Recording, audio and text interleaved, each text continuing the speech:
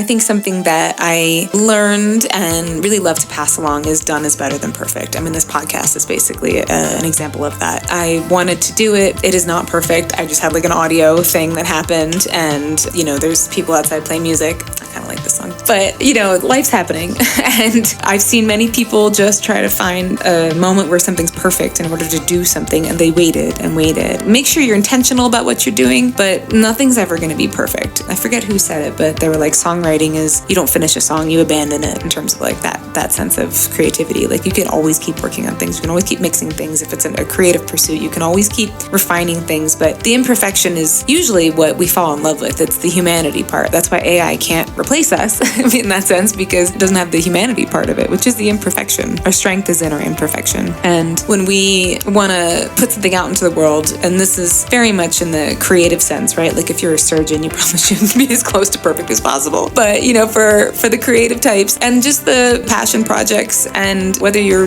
raising your kids or creating a new business, just knowing that you're putting your intention into it and your care and your mindfulness into it, and not needing it to be absolutely perfect for it to be worth whatever it's going to be worth for you emotionally out there in the world, all of those things. We don't know what happens sometimes when we just release our energy and our creativity into the world when it's not quote unquote perfect. Like I said, our humanity is in that imperfection, and that is what really speaks to each other. Some of the most incredible songs have not the best mix, or like a take that was kind of weird, or the singing was like off a little bit. So it's like making sure that you're happy with what you did, you're happy with your intention of what you put in, but not needing it to be perfect is something that I did not know and think about as much when I was younger, but something that I definitely learned and try to embody as much as possible now in my life.